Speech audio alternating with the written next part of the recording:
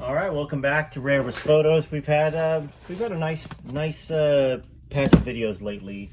A lot of y'all watching them and commenting and getting involved in researching. You know, with the Are You Lonesome Tonight, Elvis and Lucy story. Child Bride, we read some of that the other day. I want to give a shout out to Lewis, defending Elvis Presley. He does a great job. You know, he asks thought-provoking questions. He always defends Elvis's honor.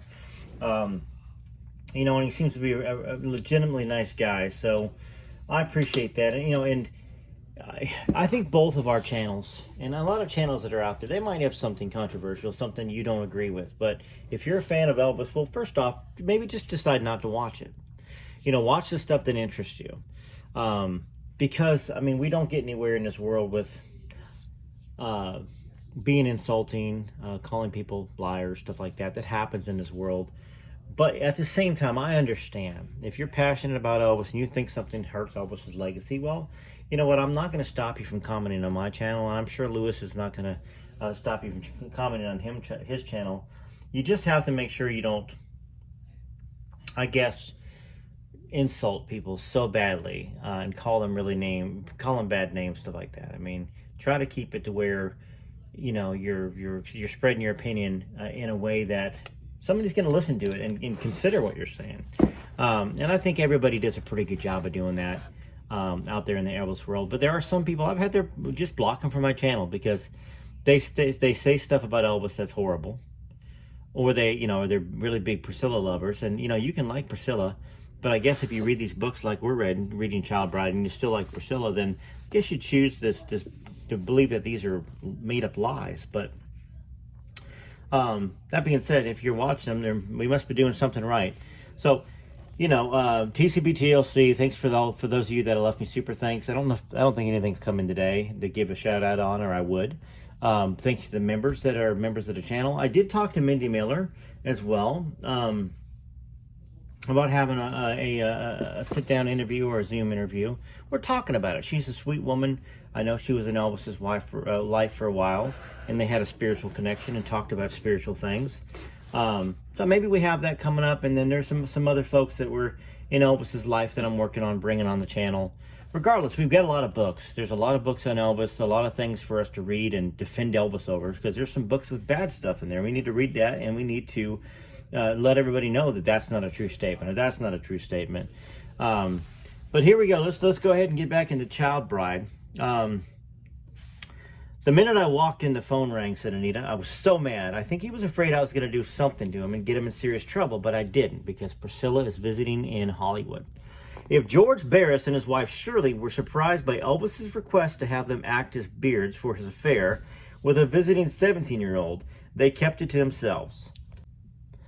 They recalled that Priscilla seemed overwhelmed when one of the group dropped her off that night, moving into a world where she didn't know what to expect or where she was going to go. Now, of course, that had to be a little bit of a harrowing experience. Here she is. She's flying from Germany to visit Elvis. And, you know, this is kind of defending Priscilla just for this moment. And then she goes over to these strangers' houses. That's got to be uncomfortable for anybody, let alone a 17-year-old, but especially a 17-year-old. The first place she went was Las Vegas, the architect of all that is surreal, and Priscilla's life from then on would be. The Presley entourage checked into the Sahara Hotel, where Elvis smuggled Priscilla into bars and casinos and taught her to play 21, though she had to count the numbers on her fingers underneath the table.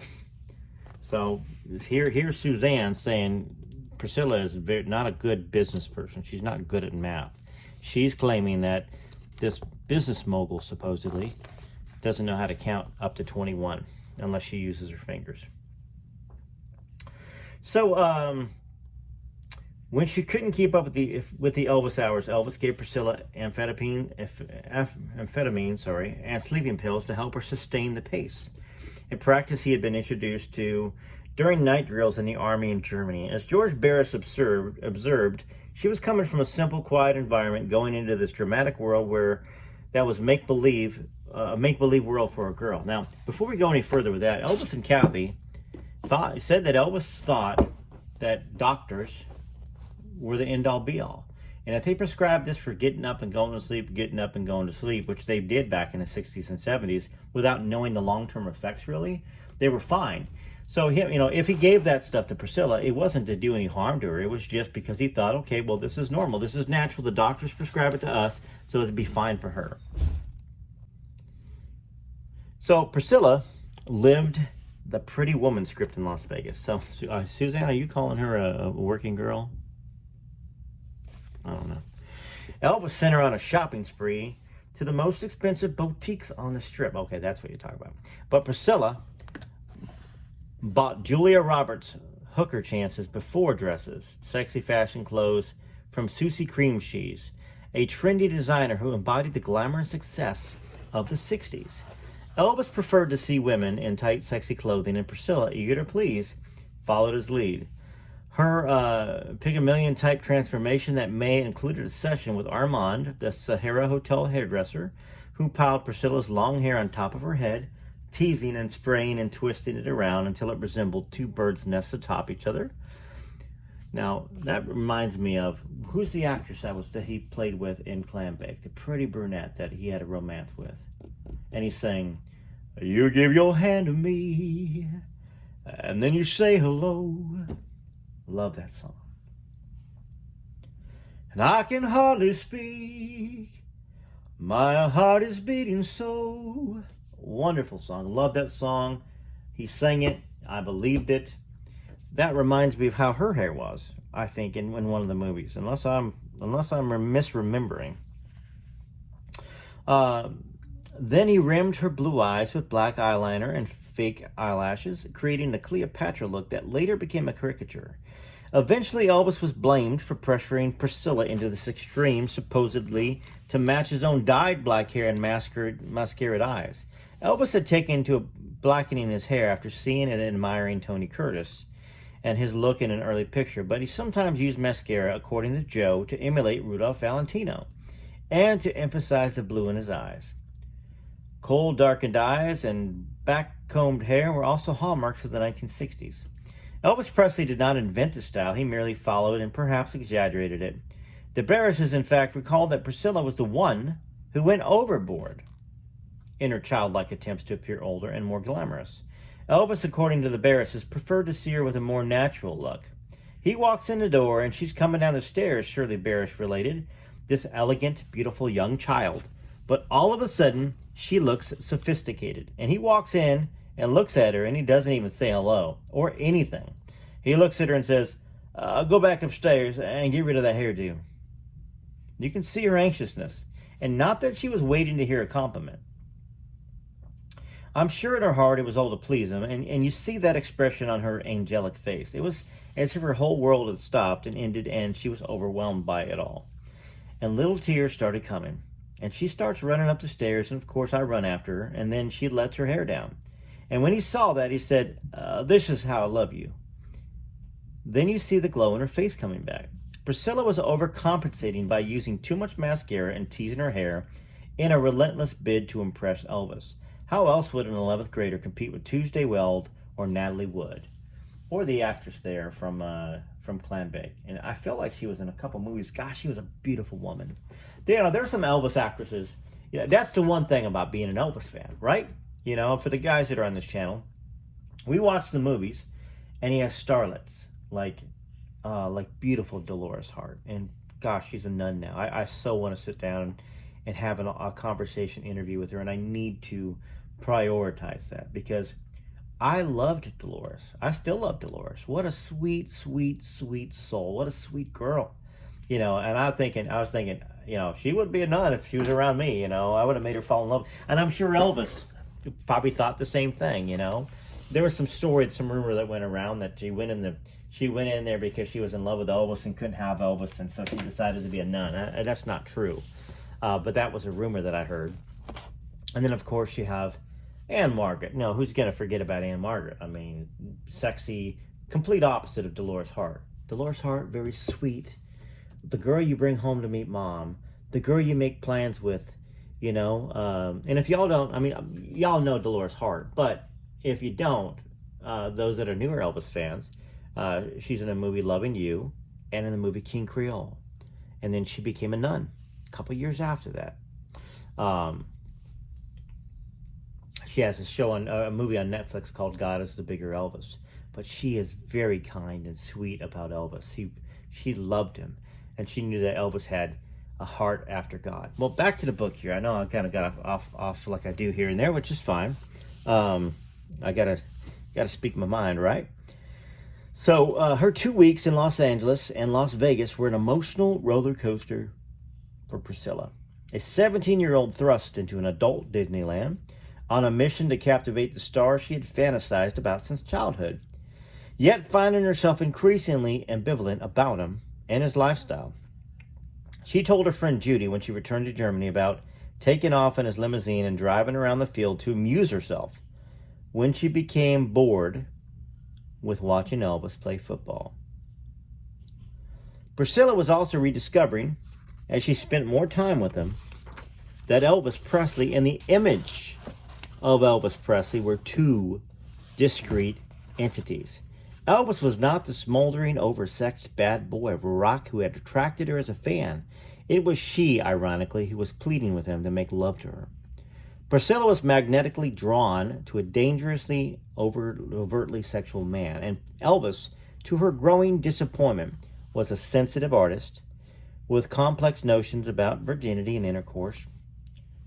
Her confusion about between fantasy and reality with respect to Elvis became obvious in a passage from her autobiography about her trip to L.A. In it, she wrote of being disillusioned by Elvis's criticism of her hair until he put on one of his records, sat beside her, and sang along with his own recorded voice. In that moment, I fell in love all over again, Priscilla wrote. The passage is profoundly self-revelatory. It was Elvis Presley, not Elvis Presley, with whom Priscilla, bobblehead, was in love. Elvis, who had established the rules of their courtship and found Priscilla a willing participant, considered the visit and Priscilla a romantic triumph. Before she left, he gave her the jade, gold, and onyx ring he had worn in Blue Hawaii, telling her that he wanted his little girl to visit him at Graceland for Christmas. Elvis Presley was falling deeper and deeper under the spell of Priscilla Bobblehead. The tragedy for them both was that the girl he was falling in love with was not really Priscilla, but the submissive persona Curry had created for her in Germany to impress Elvis. Sooner or later, however, the real Priscilla would emerge. Also could have been falling in love with the image that he was trying to relive with Lucy from the other book that we're talking about. It's my opinion. So, just out of curiosity, we're going to read some more, but let's look at some of these pictures. Priscilla's real father, James Wagner, handsome young man, soldier. There's Priscilla's mom, the wannabe star. That was taken by Curry Grant, by the way. Curry was a photographer for the whole family. He was not on the outs like Priscilla claimed. And if he was not on the outs like Priscilla claimed, and yet he took advantage of her, or tried to, or she didn't have intercourse with him to meet Elvis, well, why would he be in favor with the family taking all these pictures? Photo of mommy and daddy, that's Catherine Wagner, had these pictures. Cute little Priscilla there. And Priscilla was a cute girl. You know? She's a cute little girl. Teenager, you know? All this stuff here. There's Elvis there. Elvis there with his young fans, with fans at the New Orleans Memphis Auditorium in 1956. He looks kind of like, well, I got to take this picture. At the same time, you know what? Yeah, that's just a picture of Elvis looking away. Elvis loved his fans. He loved his fans. You know, there is Priscilla in the middle at 13 in Texas. Priscilla as a cheerleader. That's exactly what the shy, demure girls that don't like guys at all, they're front and center in the cheerleading department. Nothing against cheerleaders, obviously. A mature-looking 8th grader at Del Valle, the year before she met Elvis. There is Curry Grant right here. So Joe Esposito's front left. Besides Hailey Primel. Now Hailey, here, supposedly, was Elvis's lover. I think she wrote a book about it as well. Cliff Gleaves. Elvis's best friend is at front right. There's Cary Grant right next to Elvis. This is January 1960, and I say that for all of you that have been reading Child Bride with me, that Priscilla insisted that Elvis had kicked Cary Grant out before Christmas from the inner circle. Yet there is Cary Grant right next to Elvis.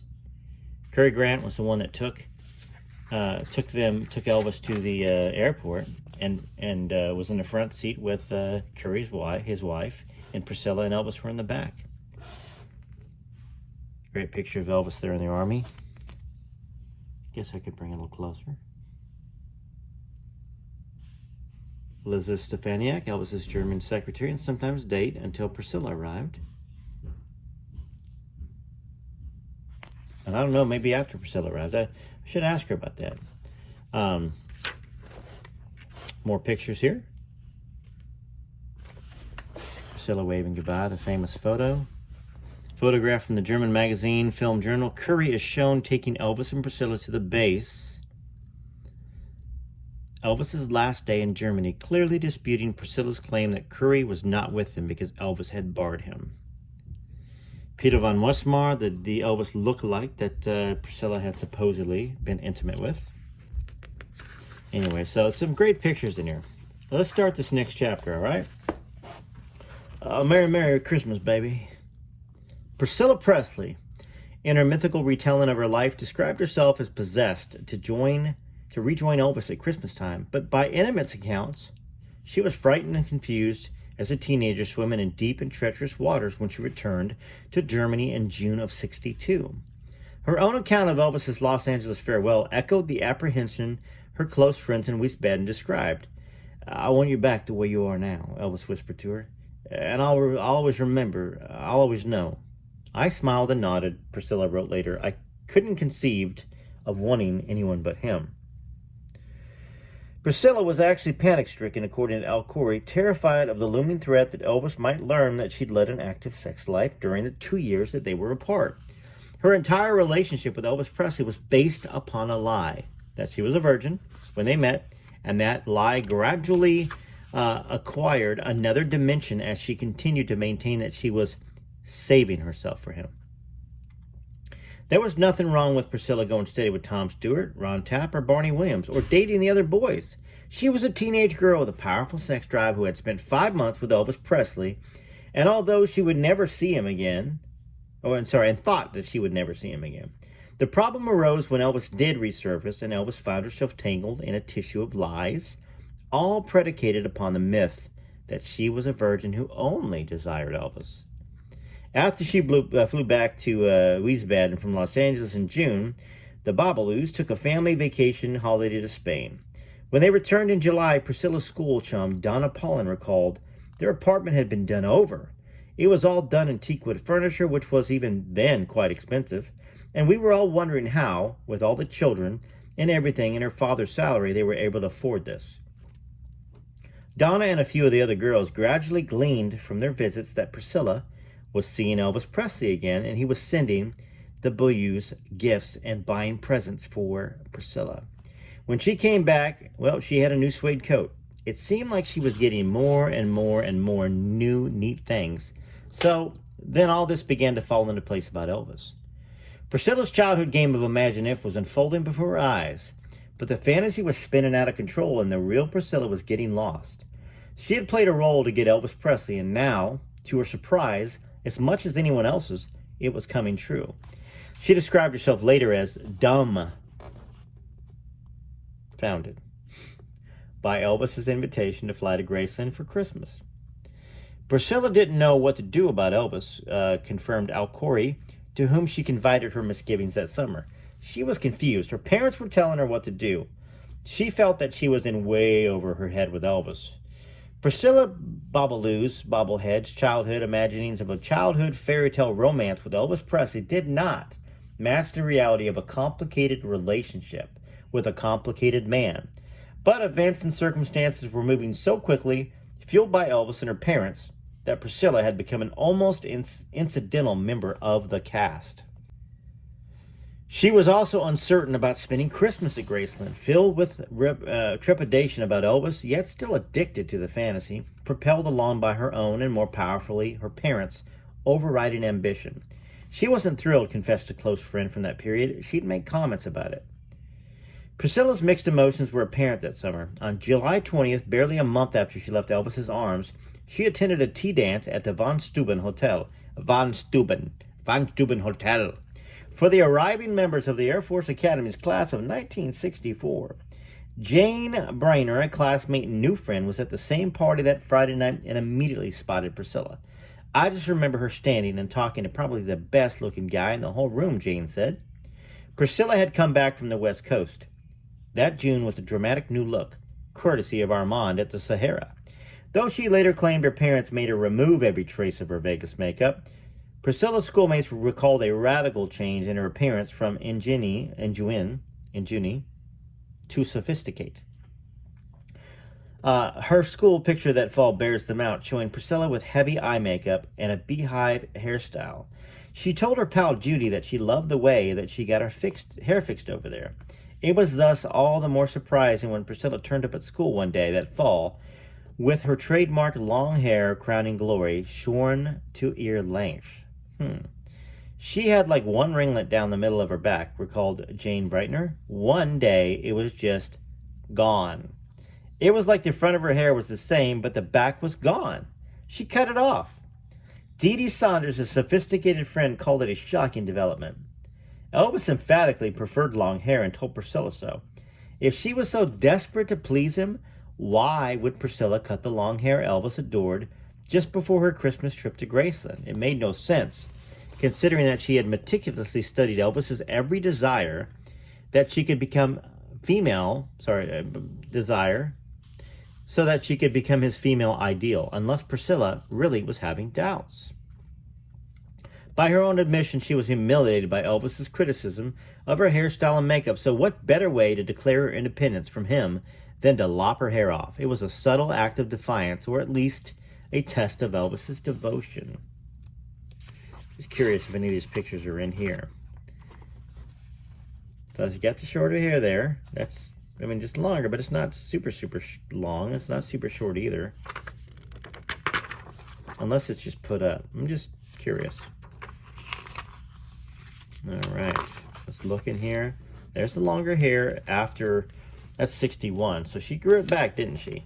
She grew this baby doll hair back.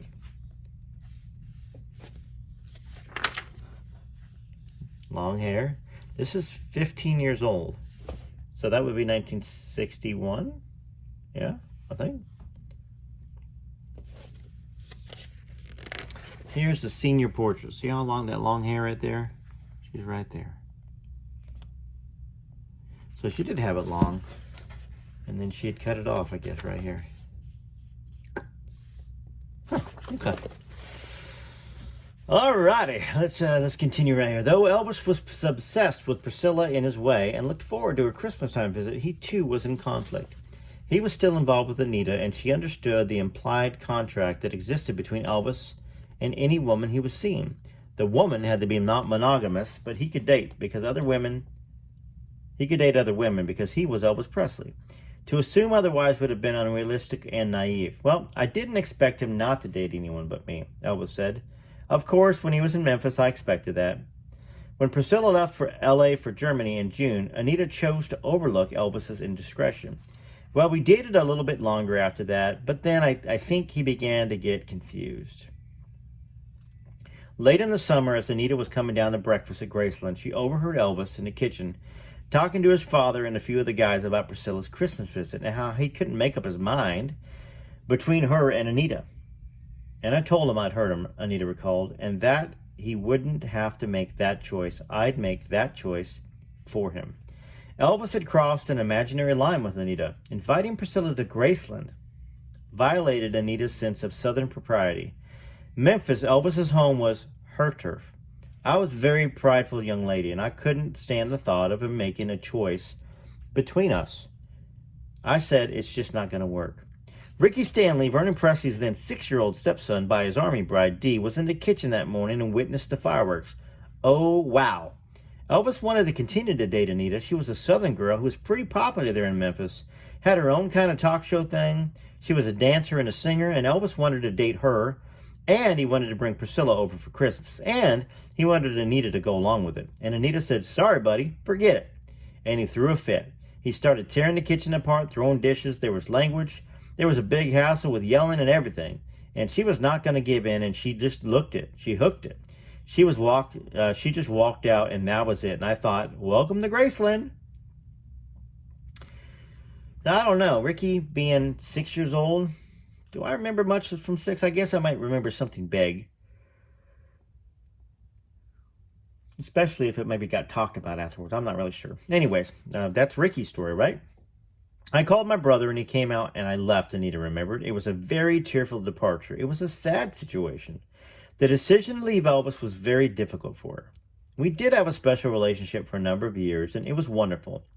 I wouldn't take anything for it. I wouldn't change any of it, but I did have to make that decision to leave. The other girls he had dated, well, that was fine. That was supposed to happen. But he didn't want me dating anybody, and I thought that was not fair. Well, she said that, but at the same time, she said she didn't care. It's just when Priscilla was going to come to Graceland, which was her territory.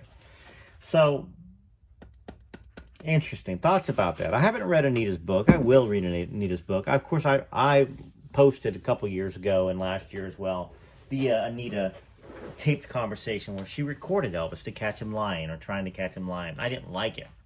Can we blame her? I guess she felt like she was going crazy with Elvis saying he wasn't seeing anybody. There wasn't anybody. But regardless, I didn't like it. It wasn't a good look. And maybe she didn't put it out. Maybe it was her kids that did it. But she did record Elvis. She recorded that whole conversation to either use against him or what other, you don't need to record a conversation and play it for somebody. Like the person you recorded. So, did Parker get involved? I don't really know. That's something that's controversial. And maybe we'll do a video series on that because I think it's important. I think that Anita loved Elvis. I think that she spent a lot of time waiting for Elvis, thinking that they were going to get married. I know Gladys loved Anita and approved of Anita. But that part wasn't a good look. That phone call, the recorded phone call, where she's trying to just continue to trap him into talking about probably Priscilla. So, all right, so read a little bit more. Family friend and Memphian, Willie Jane Nichols, had known Elvis for years and spent considerable time with him and Anita.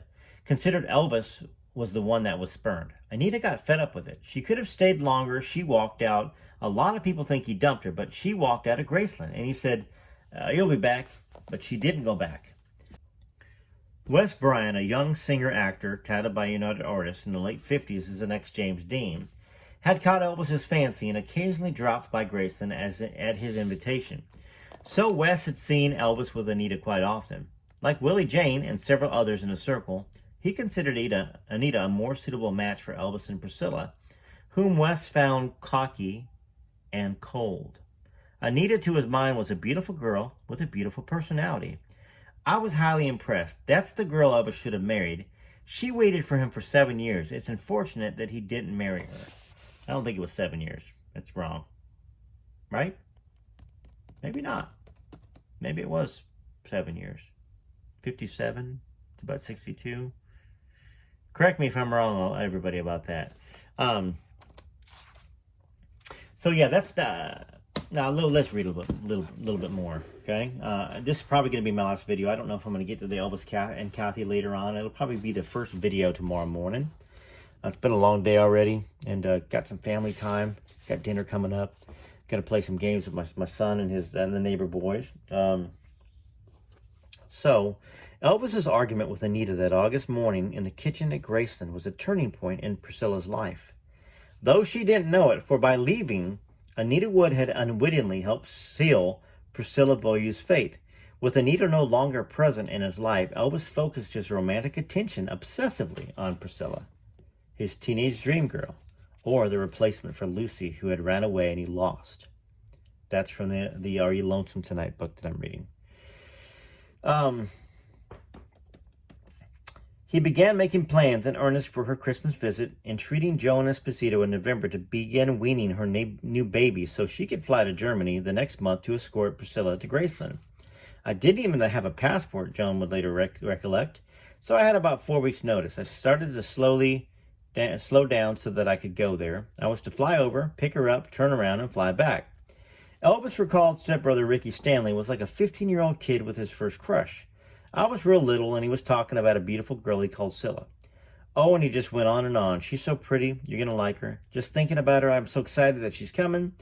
Everybody's going to like her. It was like prom night. Because, see, that's the way he was. He was like a little kid. Elvis could barely contain his enthusiasm around his close Memphis friends, one of whom was disc jockey George Klein, a schoolmate. Elvis told Barbara Little, George's girlfriend and eventual wife, that he met this little girl, and he said, I think that I love her.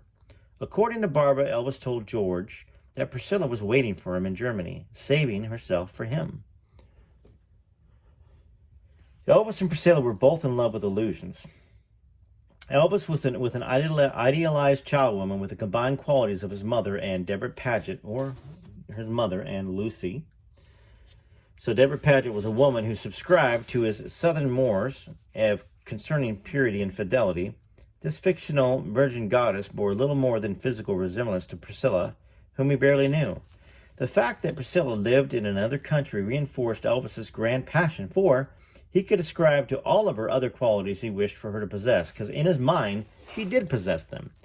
Priscilla still clung to the image of Elvis Presley that had magnetized her as a child, the darkly erotic, powerful star who had supplanted Mario Lanza in her imagination. Each had romanticized the other out of all proportions to reality. The difference was that Priscilla had peered at the real Elvis, and she was not certain that she liked what she saw. In September or October of her senior year, Priscilla accepted a date with Jamie Lindbergh, a senior whose family had just been transferred to Wiesbaden and who had telephoned her on a bet. By homecoming, they were going steady. Like Ron Tapp, Jamie was a football player and part of the school's social clique. Not Priscilla's typical boyfriend. He was, however, exceptionally good-looking and popular, with wavy brown hair and a GQ face. Both Priscilla and Jamie fell hard and fell fast, to hear classmates tell it. Mike Kimball, Jamie's best friend, remembered them as off in their own thing from the first date. Priscilla Beaulieu found herself at the center of a risky triangle that fall, infatuated with Jamie Lindbergh, but promised to Elvis Presley, who, according to several of her confidants, had already effectively negotiated for her hand with Paul and Anne Beaulieu. There was a secret there, as one of them had confided. Jamie was another skeleton in Priscilla's increasingly crowded closet, an unknown rival to Elvis Presley who believed his teen dream was counting the days until Christmas, just as he was. Priscilla had, in fact, been living a lie with Elvis since their earliest dates in Bad Nauheim. And she perpetrated that lie over the next 3 years with her false assurances to Elvis that she was untouched. This is Suzanne saying, "You are a liar. You are a liar, Priscilla." Suzanne Finstead is saying, "Liar, liar, pants on fire." As the deceit deepened, so did the elaborate cover-up, prompting Priscilla, once she married Elvis, to reinvent her past. She fostered this illusion in interviews, creating the fiction that when she returned to Germany from her California trip, she was so consumed with Elvis that this time, she told a Memphis Commercial Appeal in 1974, "I could not even bring myself to date anybody." The truth was one of her closely guarded secrets. Priscilla was actually in love with Jamie Lindbergh that autumn, but later on she was desperate to conceal the fact from public, for it would have undermined that romanticized image that she had so carefully constructed of her perfect love affair with Elvis Presley. Asked recently about her senior year, she confirmed her earlier statement that she did not date anyone. When presented with the fact that she went out with Jamie, Priscilla claimed it was to placate her parents so they would not think she was obsessed with Elvis and would permit her to go to Memphis at Christmas time. "My heart and soul were not in Germany at that time," she insisted. "I was consumed by Elvis. My every move was him. My every thought was on him. I lived and I breathed him." Okay. Like Priscilla's earlier attempts to revise her past by asserting that she dated her previous boyfriends in Wiesbaden, For her parents' sake, this was a complete reversal of reality. Jamie, like Tom Stewart, Ron Tapp, Mike Kimball, and Barney Williams, vividly recalled Priscilla's parents, her mother especially, obstructing his senior year romance with Priscilla. I could just basically see it. I know her mom had a real strong influence over her, and does to this day, and she's a very powerful woman. But her mom definitely picked up on the fact that Priscilla and I were getting really close. That's where I'm gonna leave off right there. Gives us something to think about and to continue to see evidence. Now, this is Suzanne Finstead. I'm reading her words. She is calling Priscilla a liar. She said Priscilla lost her virginity many, many, many, many times over and over. She kept reinventing it. She lost it to Curry. Probably didn't tell the other boys that she'd had relations with somebody else, so she probably lost it to them. And then she lost it to Elvis. And 9 months to the day of the wedding night, Lisa's born. That's something that doesn't usually happen. If it's an early baby, sure. 9 months to the day seems planned. Seems something that Colonel Parker, who's a dumb carny, would come up with. Now, I use that term. I didn't mean dumb carny. There's plenty of carnies that are smart out there. Funny story. I worked at a carnival for 2 weeks when I was 18, and I got fired from the carnival for having a heart. This guy was drunk trying to buy her, get his daughter a stuffed animal, and he couldn't make a basket for nothing. He was shooting basketballs over and over again, missing them. $200 in, this guy was. So I turned to my boss, who was behind me enjoying it, a carny like Colonel Tom Parker, and I said, "How much does this stuffed animal cost?" And he said, "Oh, we get it for cost about $1.50 for the small ones, and I think $5 for the big ones." I was like, "Just take 20 out of my pay." And I took the big one down, tossed it at the guy. He gave it to his little girl. The girl was so happy and so excited about it. And the carnival guy fired me on the spot. In fact, he tried to have everybody fight me to get me off the lot the next day because I refused to leave. There were some other people that were working at the carnival. Anyways, when I say dumb carny, I'm not talking about all carny people, just Colonel Parker and that guy, whoever that guy was. I can't remember his name. Anyhow, let me know what you think about the video, TCB TLC. If I don't see you again tonight with another video, I will have one first thing in the morning. It's either going to be Elvis and Kathy tonight or Elvis and Kathy in the morning. Then we got From Here to the Great Unknown, Miami Days with Elvis, and The Faith of Elvis. I'm loving this book so far. All right, till next time.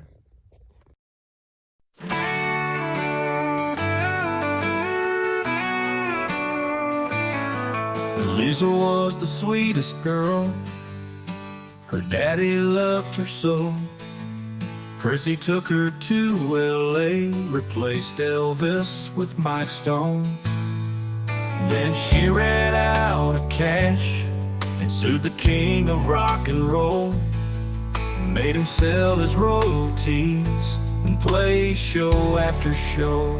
She put Elvis in an early grave, then laughed upstairs at Graceland. At least that's what a witness said, when Prissy should have saved him. Instead she drank poor Elvis and took Lisa Marie away. Elvis fans, they don't forgive her to this very day. Prissy B should lose the Presley name.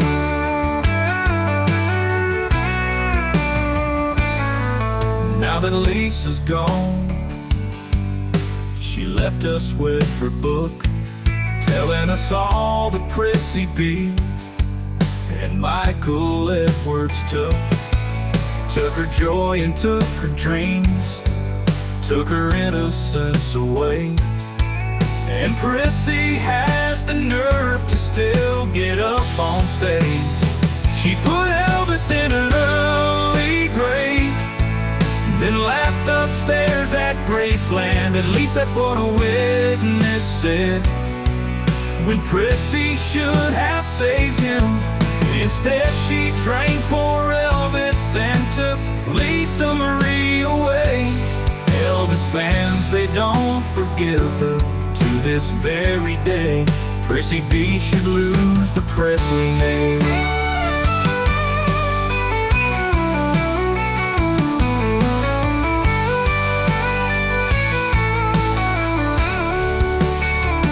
Now that book, telling us all that Prissy B and Michael Edwards took her joy and took her dreams, took her innocence away. And Prissy has the nerve to still get up on stage. She put Elvis in an early grave, then laughed upstairs at Graceland. At least that's what a witness said. But Prissy should have saved him. Instead she drank for Elvis and took Lisa Marie away. Elvis fans, they don't forgive her to this very day. Prissy B should lose the pressing name. Prissy B should lose the pressing name.